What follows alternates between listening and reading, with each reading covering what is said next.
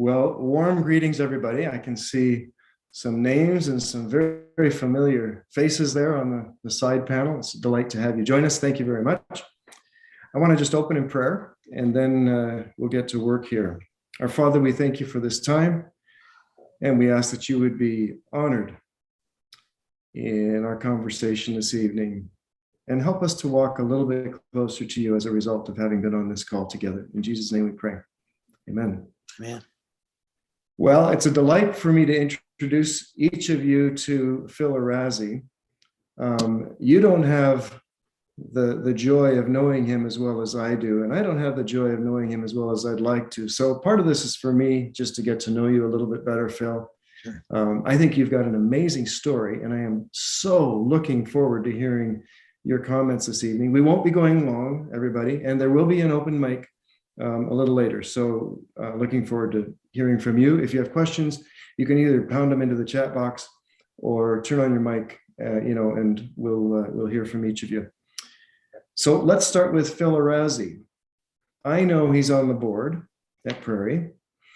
I know his daughter came here to school, and I know he spent his entire career at one company called Chick-fil-A. So expand on whatever that you like, Phil. Tell us, who is Phil Razzie?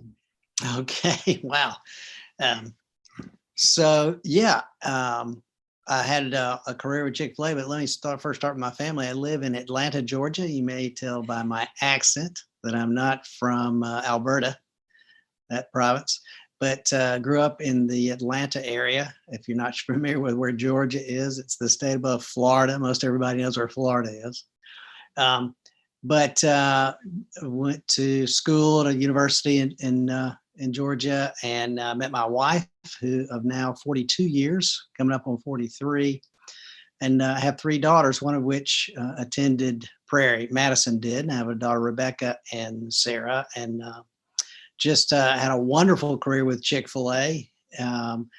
One of those careers that you don't really hear about anymore, where somebody enters the organization and stays with it for their lifetime career. Mm-hmm.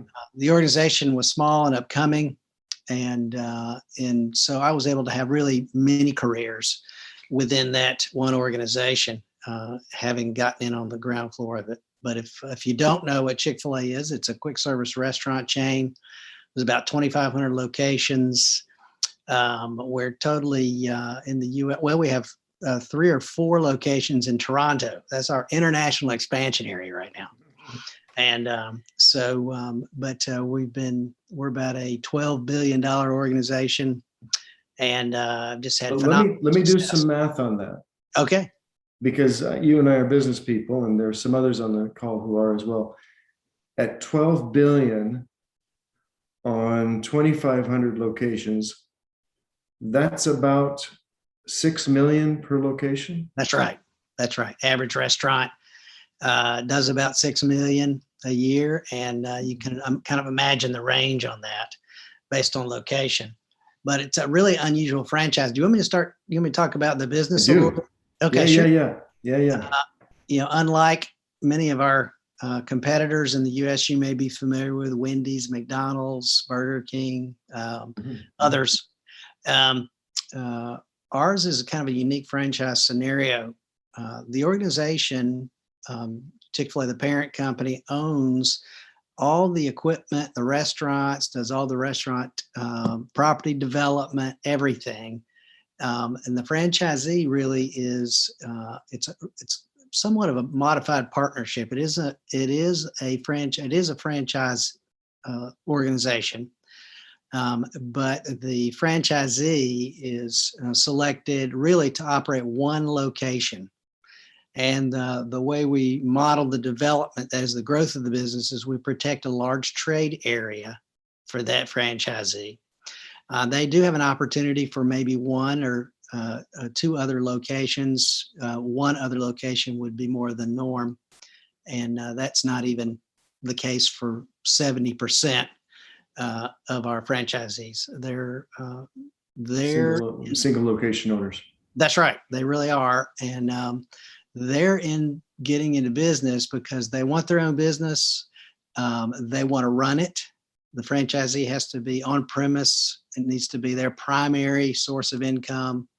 They can't have any kind of competitive business associated with their time commitment. And then they receive a franchise. They pay the franchise a fee, and then we share in the profits with the franchisee. And so it's rather unique. But they don't have to come up with the nut. No, the franchisee has to come up with $10,000. Oh, which is just a tiny amount. yeah. You get that from your aunt, and they're paying. That's exactly right. Or you could probably borrow it from us. Yeah. Okay. We're not in the finance business, but we are looking for you to bring that to the table. What's interesting is we're not looking for somebody who wants to create a large organization, which is really a true entrepreneur. This is not, starting up and do your own thing and have your own thing. This is a person who wants to be in business, who has a real heart for the community, wants to be kind of participate heavily in the community by employing people, creating jobs, and have just a high quality product and create a great environment, not only for those people who are customers, but also those people who would work with them. So we're looking for kind of people who have a heart for other people.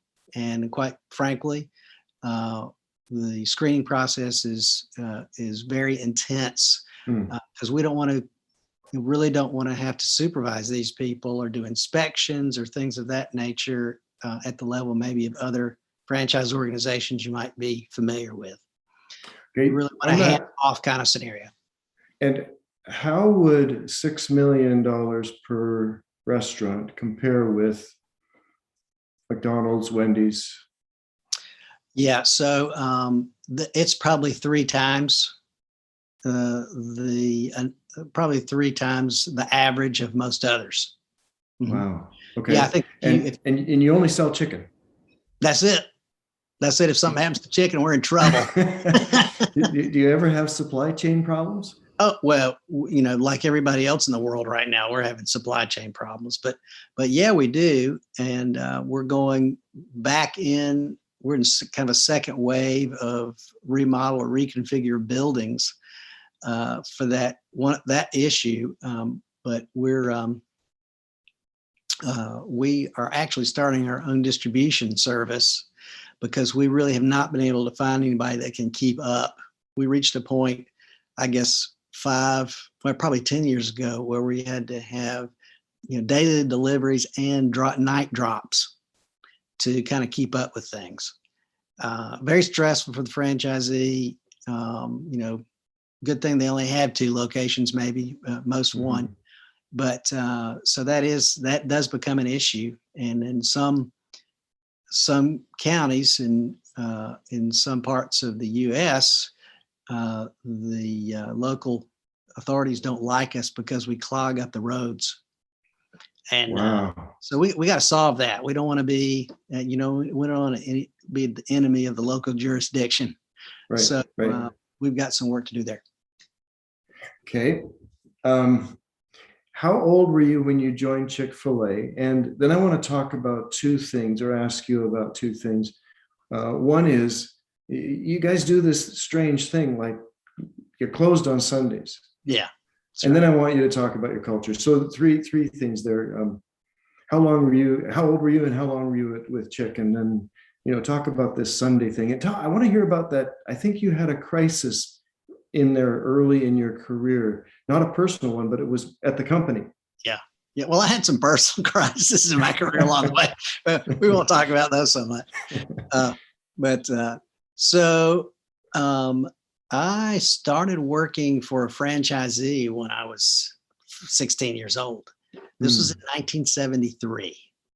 So probably anybody listening to this wasn't born yet, but that's when I started. And there's not a career path from the franchise location to the corporate.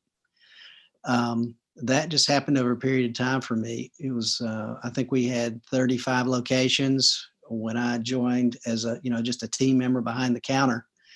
And by the time my college years, we had grown to, I think, a few hundred. But I spent my summers doing, quote, internships, basically traveling around the country, helping the organization get stores open, and just develop relationship with the founder and the corporate team, and just really enjoyed the variety, and the kind of each situation was different.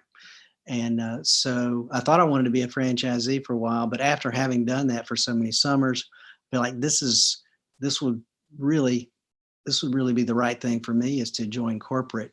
Fortunately, they were looking for people to help with expansion and be what we called field consultants then. Basically, we'd go help open the restaurant. We'd put a team together to open a restaurant from employees from all over the country, and then follow up with basic business, consulting. The franchisee had a lot of capability, so it was just kind of us helping them fine tune relative to what we knew about the specific franchise that they didn't. So you've been with the company since it was, you've been in different roles, but you were in touch with them at 30 when they had 35 locations. What year did they begin? What's their kind of genesis year? Well, the first franchise was in 1967. Okay. And you kind of got in touch with them in 1973. Yeah. Okay. Mm-hmm. And they're now 2,500 locations. Mm-hmm. Yeah. I mean, that number may not be exact, but yes. Yeah. And you were with them for 40 years. That's right. That's right. Okay. Talk about the decision to not open on Sunday. Sure. Well, the founder of the business, Truett Cathy, he started a restaurant right after World War II. He got out with his brother and started a restaurant, and they found a piece of property they liked and bought it. And at that time, it was pretty common that businesses were not open on Sunday, even restaurants. And he was a believer and ran his business based on biblical values. And he saw a great need for people to have a day of rest. And so he wanted that, and he wanted to practice that. And so he felt like that was something that he wanted to gift his employees. So he never changed that. And he felt, God really blessed that, because, we were outperforming a lot of businesses, and we were closed 52 days a year. And again, kind of a prime restaurant day, you might think of it as a Sunday, especially among Christians. That's yeah. So it was. If you asked him, he would say, "Well, it was just easy for me just to stay closed, because I knew it made my people happy. Even if they weren't churchgoers, the fact that they got a day of rest and be with their families and do what they wanted to do was, he felt like that was an important thing." And we're often called a Christian business, but Truett and I think any of the people today would, any of the officers today would say, well, as Truett would say, we're not in the business of making Christians. And we're not asking you if you're a Christian, but if your values line up with who we are, you're going to be happy here and you're going to have a good career here. And so I would tell you that it's operated on Christian values and principles. If you walked into our corporate headquarters or you attended a meeting, there might be prayer at any given moment. Somebody may, have a prayer to start, or if it's a difficult decision, there may be some prayer over it. And there's a Monday morning kind of devotion you can attend if you'd like. That it's nowhere near half the people attend it usually, but people go to it occasionally. It's kind of an unusual situation that he created. He created a very welcoming environment, and we hired men and women, had franchisees that we know were not of similar faith, but had the same kind of heart and principles that made this thing work.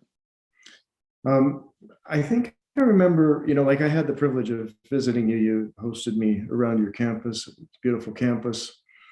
Um, and in fact, I think I've been there twice with you. Maybe. And Yeah.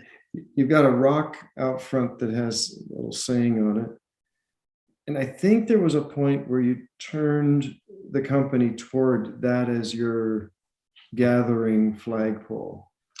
Yeah. So once we grew to about 500 locations, we started out in malls. And so that was, big business in the 70s and 80s. Mhm. And they began to go in decline. And you can see that the strategy that Truett had is ingenious. He was a very simple guy, but just very strategic and very savvy.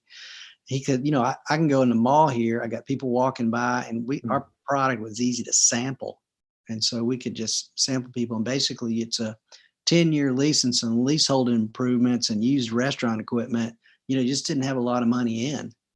And so that's the way we started, and we grew and grew. And then all of a sudden the shopping patterns changed and the mall businesses started diving, and it just really put us in a tough place. And there was a point where it just didn't look like we were going to make it. And so Truett called his executives together, 6 or 8 of them. I can't remember exact number at that point. And they were going to go away. And he said, we got to go away. We got to decide whether or not we're going to figure out how to make this thing work, or we're going to have to sell it. And so they went away, and what they came back with, they spent 2 days, and they didn't come back with a business strategy, but they came back with a purpose. It's at one point in the meeting, I think one of the members stood up and said, "Why are we in business?" And they came up with this purpose, first of all, to glorify God. And then the way that as an organization that we were going to do that was through stewardship, being good stewards of all he's entrusted to us, and through positive influence. That is, having a positive influence on all who would come in contact with Chick-fil-A. And that statement really, really drew people together. It was people had that kind of heart, but never that great of articulation. And it really guided a lot of strategy, if you can imagine that. We certainly wanted to glorify God, and we wanted to be faithful stewards of resources, of treasure and talent. But then also that positive influence really has been the hallmark for our restaurant experience. And I think we have a great product. You got to do that. That's table stakes. But the experience when you walk in our restaurant is generally very different than other quick service or fast food, whatever you want to call it, restaurants. And we've built a really big business off that. That not only fosters great return business and new business, but it fosters a great employment and attractive employment environment for great young people. So. And so thank you. And on that rock, it says to glorify God, right? Mm-hmm. And there it is for everybody who comes through the front door. Well, and then at the back door, you got your cow. Yeah, so that's that. We have the big billboard back eat there. More chicken.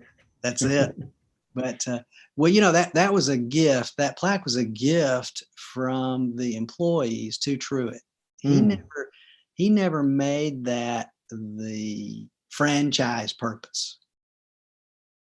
He would make that clear. He said, "You know what? You got to have your own purpose for your people. This is the purpose I have for my employees here at corporate." But it resonated. It resonated pretty clearly with everyone. Okay, let's talk about the culture at Chick-fil-A, and then we're going to talk about your career advice for those of us who are just starting out. Yeah. The culture at Chick-fil-A, if I remember when I visited, you didn't have an office. Well, yeah, that's right. That's weird. Okay, that's just weird. Let's just yeah. Well, so the Truett originally, again, just who he was and the way he thought was brilliant, in my opinion. It was, I think, divine in a lot of ways. Mhm, mhm. But when he originally created the office, he wanted to design it so there was a lot of interaction between people. And so he provided lunch for us for one thing, and he always did that, and it was not a taxed benefit or anything. It was just a gift. We got to eat free, and it wasn't always Chick-fil-A. It was good. It was good food. I enjoyed it myself. Yeah, with you. That's good. And so that was one of the ways he together was very important to him, to have that kind of interaction and know each other and have fun together and be together. In our first large corporate building, he designed it with an atrium that went all the way up through the center of it.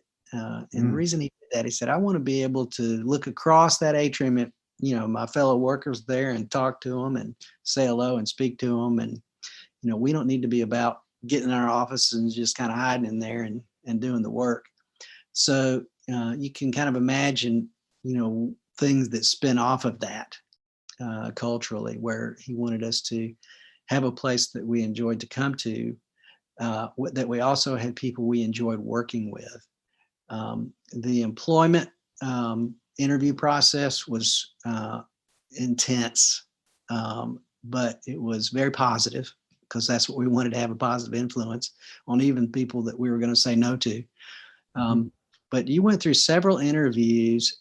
You not only had to have the capability, but more important was the suitability. That is how you fit with the culture and the values and your character and those kind of things. So there was lots of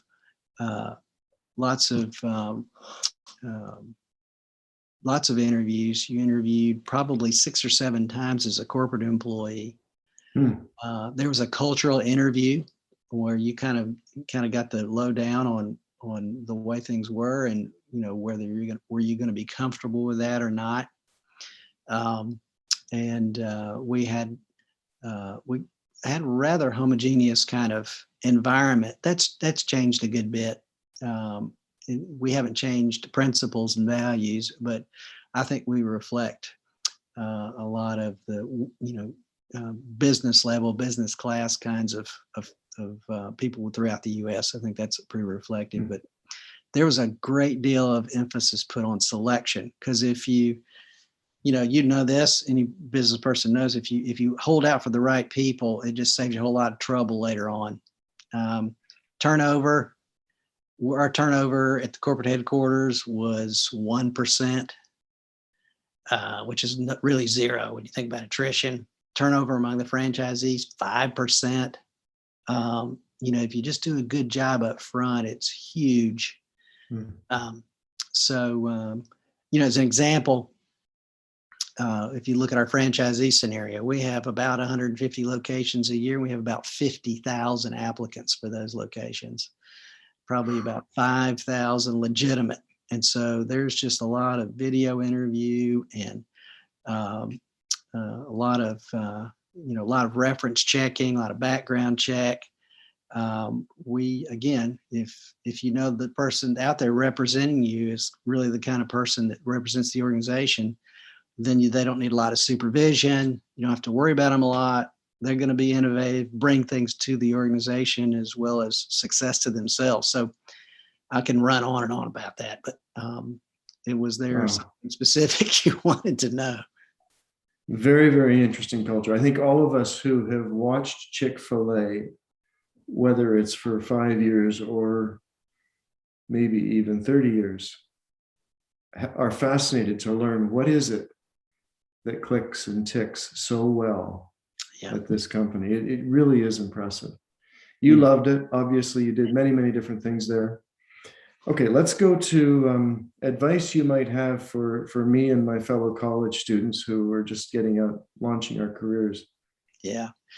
Well, I think there is a career course, kind of an online course that was just developed And it's got a lot of really good elements in it related to the pre-thought you should be giving about what career means to you. What is it that you want out of a career? What kind of employer do you want? How do you show up well? All those things are pretty important. And I think that the advice I would give people as they're leaving and is to really do know what you want to do and the kind of organization you want to be a part of, but don't expect, but just know that your first job is not your last job. I think the thing I would say is aspire to get more of those things you want out of a career with each progressive job change or position change. If you stay with the same organization, aspire that. It would be, all of us would like to have the ideal job coming right out of it, but just kind of be open and flexible. I mean, certainly you don't want to take something you would hate and it would be drudgery for you. But, if you can get 3 or 4 of the things that you want that make you, give you enjoyment and give you fulfillment, and that you can feel, maybe you get to feel God's pleasure as you do them. If you can get a couple of those, that's a great start. And then, go to the next, and that next opportunity, look for something more. But with each opportunity, and I would say with each year of employment, you learn a little bit more about what you're really talented in and what you're good at, what organizations appreciate you for. And to me, that's a revelation of what God, a better expression of what God has gifted you with. I know for me, there were things that I carved out that I really wanted, but I just was not good at it. I just had admiration for people who had those talents, but I didn't really have those talents. And fortunately, I had a patient employer. And as I learned and they began to appreciate the talents that I did have, I was able to apply them and have a long, successful career at the same place. So, put some effort into understanding what you want, which starts with understanding yourself. And I know you've got lots of good curriculum around that at Prairie. And then begin to try to look for that in an employer, or do the kind of research thing. Understand relative to an employer, particularly as you go do a job interview. Is it all right if I go there on a job interview? Oh yeah, absolutely. Please. Oh yeah.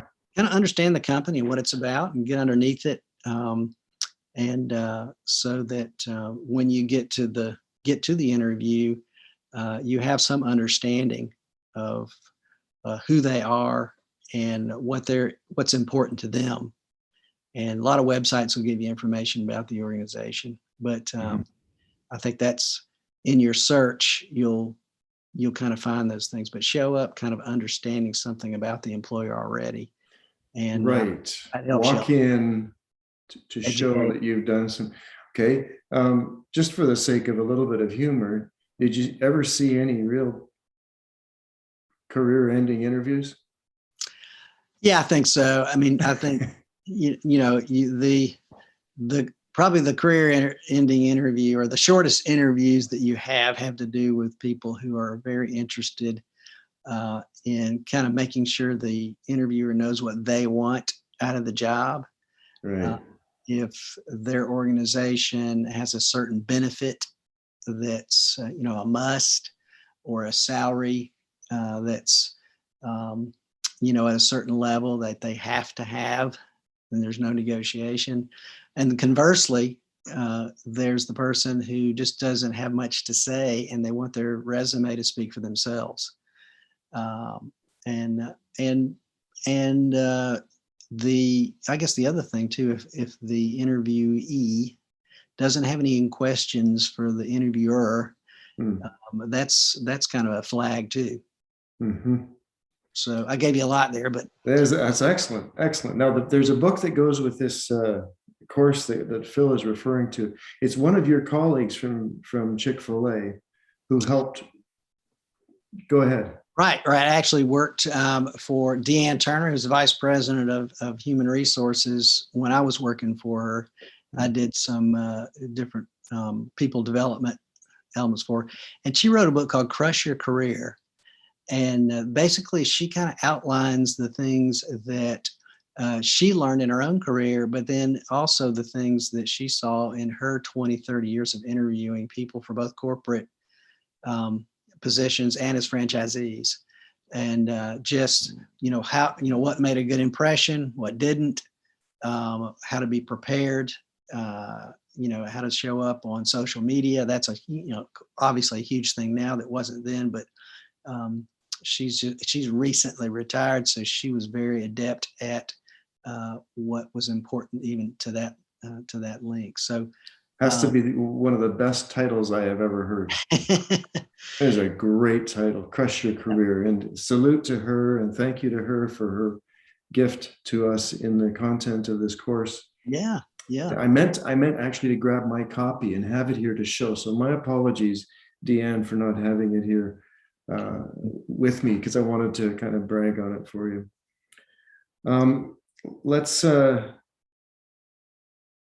We've answered almost all of the questions on our little page, so I think we've done really, really well. We're going to open up for questions in just a minute. But I want to go to this one thing, and then you can add anything you like, Phil. Okay. So you go anywhere you like. But you were our grad speaker, graduation, commencement, whatever you call it, speaker in 2019. You said it's really weird how you became connected to Prairie because no one in your family had even heard of it. But then you said, but that's a story for another time. Well, this is another time, Phil. What's the story? Well, it's interesting. My daughter, Madison, she, I guess in her last 2-3 years of high school, just really heard the Lord speaking to her, particularly when she was in outdoor settings. And so she began to get attached to camps and things of that nature, but just really felt the Lord's presence outdoors. And she wanted not only to engage in that, but also wanted to be able to share that with others. And so she started looking for a degree in kind of adventure, outdoor leadership adventure. And we'd say that's great, but you need to end up with a degree. And so she certainly had a heart for this. And so what she began to do was look at camps that had outdoor programs, and she would look at who attended them. And if there was a college program associated with it, she would go back and look at the college and see what their programs were. And the one that she found that had a degree program was Prairie. Mm-hmm. And she, of course, the fact that it was a Bible college, she went to a Christian high school. Mm-hmm. And the fact that it was a Bible college intrigued her, and the size of it. And I think her heart was small town and with lots of community. We grew up in a big city, and I think she really was looking for that change. And so, she came to us and said, "Hey, here's a program, and I think I'm really interested in it, and we can go visit the campus in November."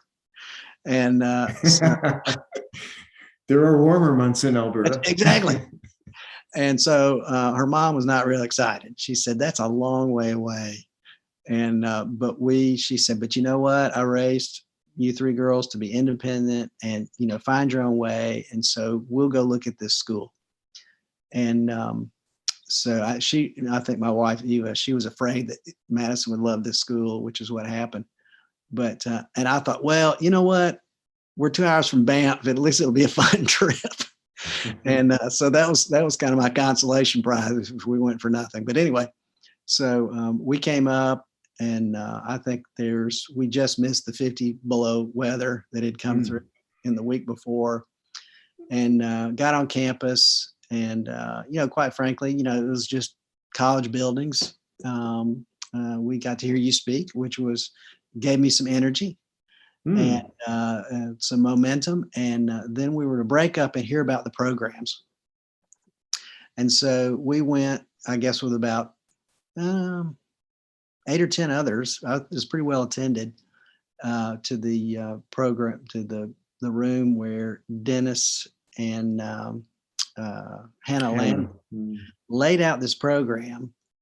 And it was just amazing to me. I've never seen a leadership development program with this kind of practical application, biblically based, where you laced in, Bible teachings. I've never seen anything like it. And I spent 20 years doing leadership development and studying and working with some of the top leadership speakers and consultants in the U.S., in the world, really. Right. I mean, one of your friends is Tim Elmore. That's a big name. Tim Elmore, sure. And there was, well, I won't do all the names here. Yeah. Henry Cloud was one. Yes. Yeah. I spent a lot of time with him. Lots of respect. But as Dennis laid this program out, I thought, wow, this is really, really impressive. And if I had an opportunity to do this, I would do it. And so we walked around the campus and we got back to the car, and Madison said, "This is where I want to go to school." Mm-hmm. And we didn't know the first thing about Prairie or anything. And we're just really trusting in the Lord. And we felt good about what her experience would be like, but that's really all we knew. And so it was certainly a God-led kind of experience, and I'm glad we listened to the Lord. Well, we do love Madison, and thank you for that big plug on OL. I will double tap your point. Dennis and Hannah are exceptional at what they do. So thank you. Let's go to any questions from the people online. You can turn your mic on and just talk to Phil, or you can go into chat. But I would invite you to turn your mic on if you got anything you want to ask or comment on.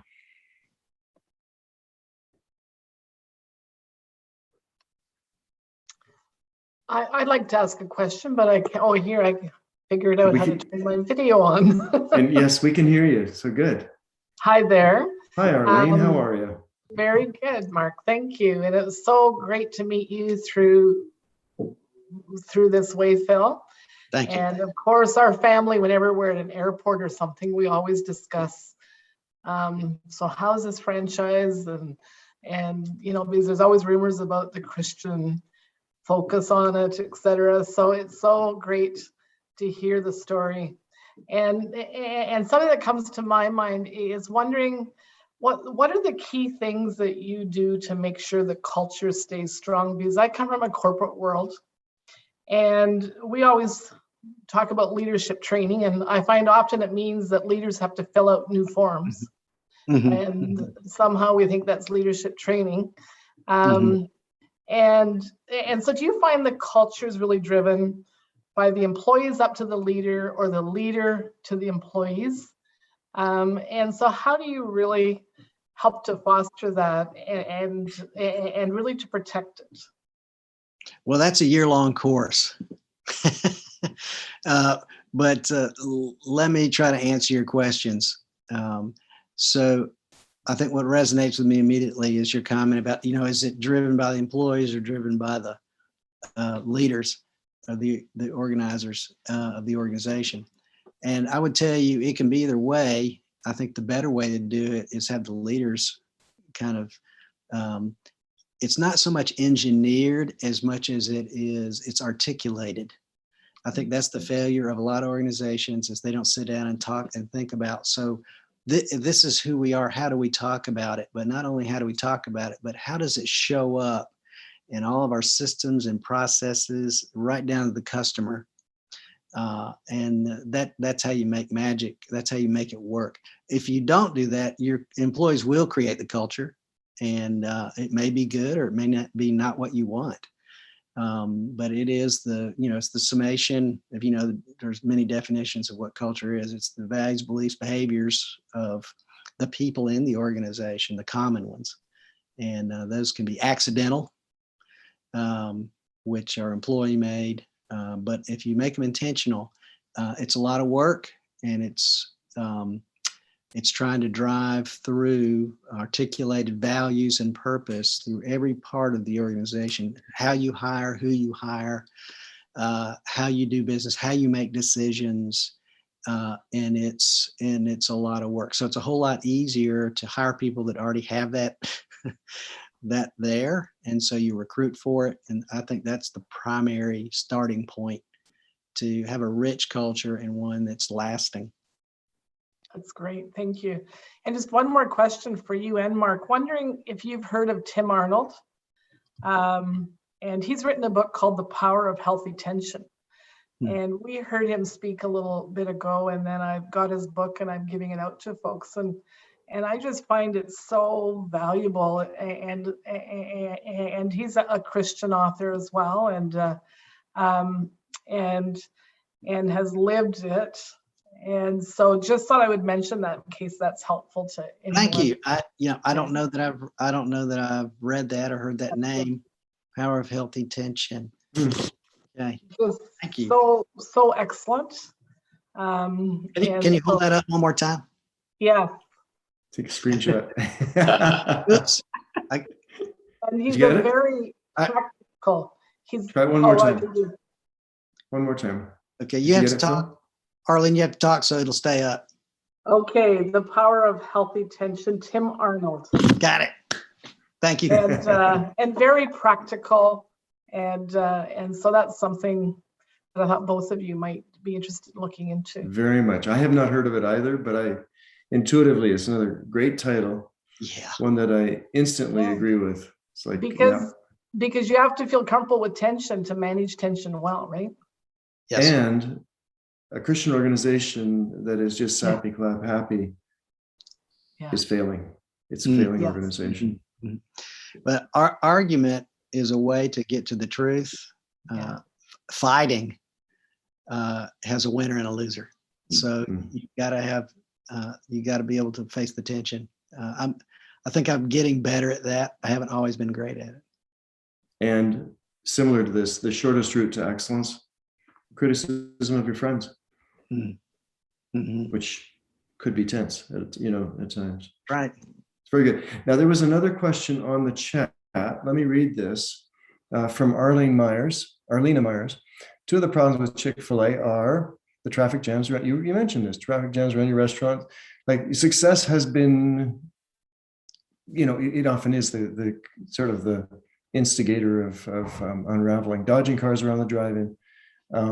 She's asking if you might talk about how you might solve that.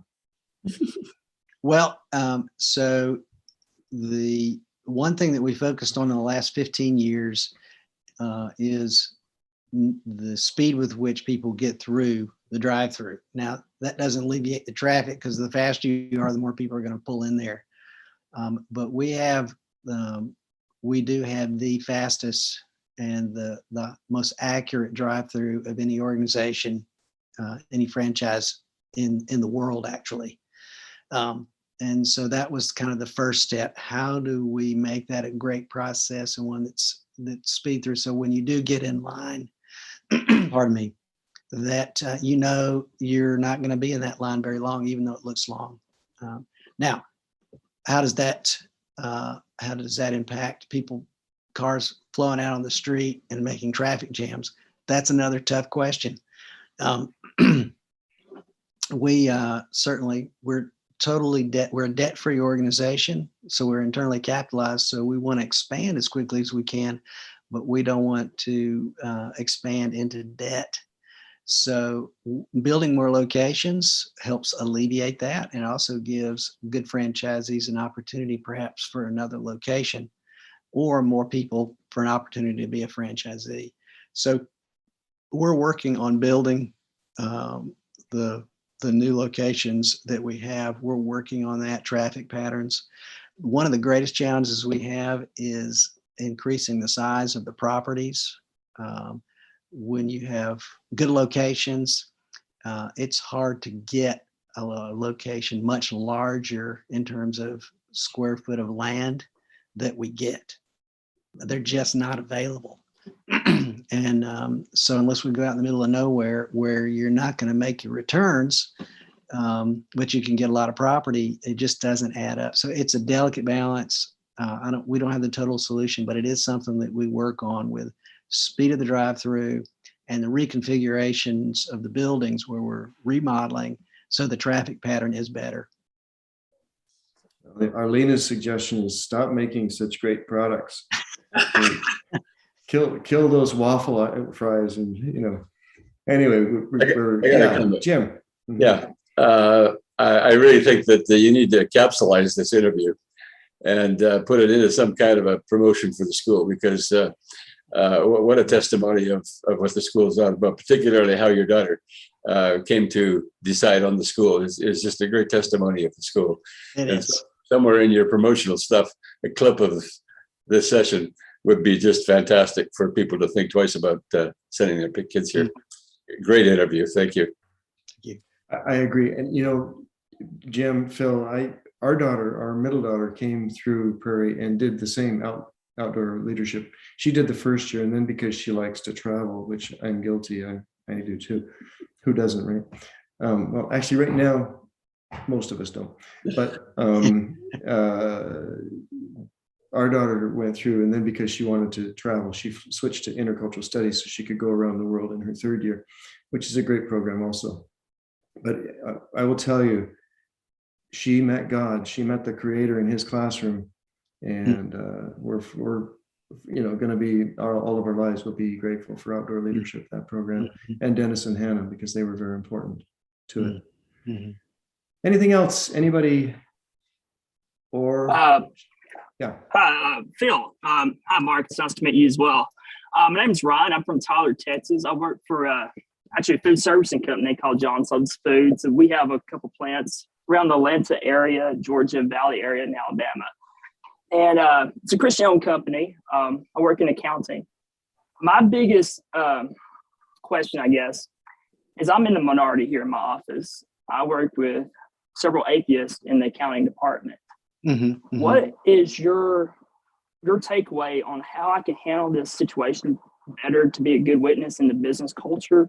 One thing that I took away from what you were saying in your interview was in the corporate setting at Chick-fil-A, you have some people that don't come out to devotions and stuff. So there might be some people that are unbelievers. What would your biggest advice be for a young man that is trying to look for Christ and has actually feels like he's been called to work in missions, but for right now, this is my mission field. What would your biggest advice be in the business culture when you report to atheists and you're the only Christian in the office? Mm-hmm. Mm-hmm. Well, I guess the first thing I would say is, first of all, your work is a worship. Just know that you're doing something that adds value to God's creation by doing accounting work. You're helping an organization employ more people, image bearers of Christ, of God. So just know that in your heart, that's you're glorifying God by working and doing a good job. But I know you want to do more than that. I do. And maybe God will let you do more of that. So what's my advice to you on maybe how you take advantage of opportunities that maybe God puts before you? I think doing a good job and having a high level of integrity is really huge. That may not be how many people define success around you. And that's often the issue. And it almost seems like sometimes that Christians, because they put family first and things of that nature, that they're not seen as good employees because they won't, die on the sword for the organization. And you're just always going to have to deal with that. And I would say aspire to find a workplace that, matches your values, but it's hard to in a lot of times. But, I think that there's things that you can do within your organization. Actually, they're probably, pardon me, something's going on here with my computer. No, I can hear you. Okay. There's things you can do probably more of outside of your organization than you can do inside. Doesn't sound like this is an organization that would maybe give you a room to do a Bible study and you could invite people to it. No, absolutely not. Yeah. Unfortunately. So, yeah, but you can invite other people in the organization into your private life in a very, in a very unforceful way. People, my guess is that if people see you for who you are, that, I'm just going to guess that some people come to you to talk to you about stuff that they wouldn't talk to other people in the office just because they know who you are and what you're about. There's been a few times. Yeah. That's your ministry right there, brother. You're that guy that they know they can trust, that you're not going to stab them in the back or tell somebody else or ruin a promotion for them because they revealed something to you that they didn't want anybody else to know. That may be your ministry right there. It's wish I could give you some more. You can't meet out around the flagpole for prayer time before school starts. No. The office. That's so true. but you can invite people that you feel maybe have a heart for that to, come to church, to, try to save them in the parking lot. You'd probably get fired for that. But there's things you can do that way. But if you're that go-to person for confidential conversations and you can give them kind of advice, that can turn into something. But I would say right now that's kind of your ministry, and maybe that doesn't happen very often. But No, it doesn't. That In fact, over the last few weeks, I've been feeling this call to actually serve in missions and actually leave this company. And I feel bad because I love to have been here almost 5 years, and I've got 2 wonderful bosses, but they absolutely hate God. Yeah. And how can you hate somebody that doesn't exist is what I really want to tell them, turn their own logic against them. But yeah, so I really appreciate your time and for answering some of my questions. I appreciate it. Well, good luck to you. And I hope God blesses you with what you want. Okay. Thank you, sir. You bet. Let's go to Jim, and then I think we'll wrap. So Jim Jantz, and then maybe Jim, you'll wrap up by closing us in prayer here. And I saw a couple of other board members on there, and then I see that Arlena changed her name to Paul Wirtz. Good to have you online, Paul. Go ahead, Jim. This is going to sound facetious, but God has given me the gift of evangelism. And we brought it into the marketplace big time. And the first thing you want to do is make friends with your atheists, just like Jesus did. He didn't shy away from atheists, and he didn't try to get them into his world. He went to their world. And, being the true believer that you are, and the kind of person you are, it just shows through so well. You're a godly person who wants the best for the kingdom. You won't get caught up in things that you shouldn't get caught up in by being their friends. We had a opportunity to have a bunch of people at our house for an evangelistic thing, and they said, do you have any Christian friends? I said, lots of them. They said, well, how did you become friends? I said, ask them what they like doing. If they like going to football games, take them to football games. Amen. Even pay for the football, even pay for the tickets. I mean, get involved in people's lives where they live. That's great. And not be shy about that. And you don't have to preach to them. You shouldn't preach to them for the first time. Right. You just have to be who you are. That'll take care of it because you're a godly person. And that'll show through for sure. I appreciate that so much. Thank you. Okay. Good advice. Last chance for any questions before Jim closes, or any last comments also from you, Phil. Let's go to anybody online. Any more questions for Phil? I wouldn't mind asking one more question. Phil, Prairie sometimes gets criticized because of people not really understanding the mission and vision. And I've seen Chick-fil-A also get criticized sometimes. Yeah, sure. And get bad press.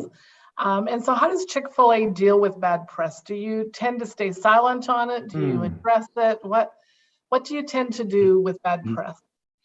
Well, I think what God has done for us for bad press is increase our business.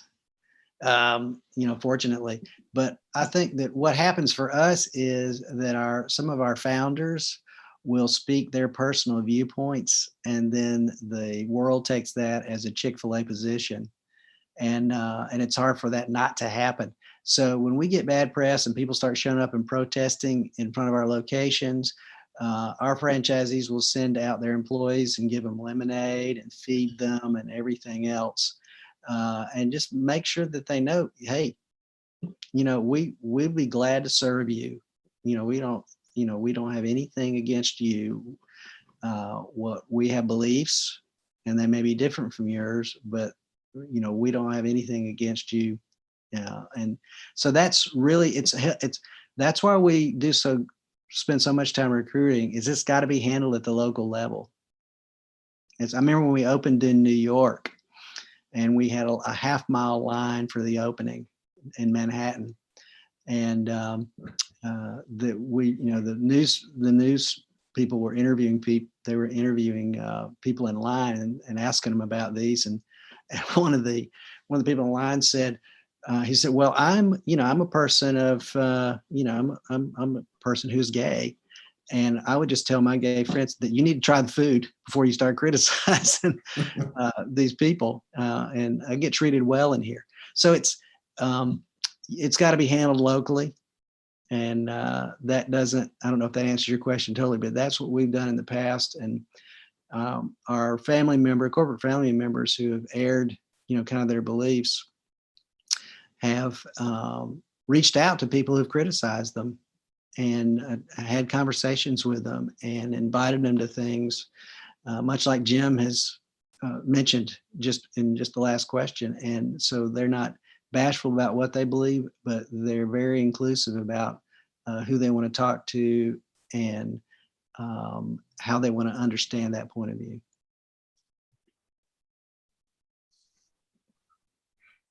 Great ideas. Great ideas. Last chance, last call. Jim, why don't you close in prayer? Father, we just thank you for this hour, and for what it has meant to me, and I'm sure to all of us that are on the call here. And thank you for Phil and his great testimony and his ability to communicate it so well. Thank you for Mark for his willingness to bring this kind of a thing to us, to encourage us along the way, and again, to appreciate Prairie just that much more. And we just pray that you will be with the school going forward. Many new things happening and many opportunities in the wings, and that you'll just be in the middle of all of that, and that your spirit will guide and give wisdom to all those who are involved. And so we thank you again for this day, for the opportunity to be involved today. And we thank you in Jesus' name. Amen. Amen. Amen. Any last comments, Phil? I think one thing, so I'm going to go way back and talk about Sure. entering the workplace. One of the important questions, one of the important things to know is the organization, as you go into it, as you become a part of it, is to understand what their language, how they make decisions, how they define success, what success means there. And that it's your success in an organization is certainly based upon you doing a good job, but it's doing the right things well, and figuring out what those are early is a critical thing. They're not always extremely obvious. So asking a lot of questions early, particularly with fellow employees about, what matters around here is a big deal as early as you can. So just something that hit me all of a sudden. Well, while you were talking, I was glancing through the names. So I just want to do a shout out to my friend George, my other friend Miles, my friend Micah, and Kendi and Phil and so on. So thank you all for joining us. God bless you all. Thanks for Have a letting me good come night. in. Thanks, Phil. Thank you so Thanks, much. Phil. Thanks, Mark. Enjoyed it. Had a great time. Thank you. Take care, everyone. Bye.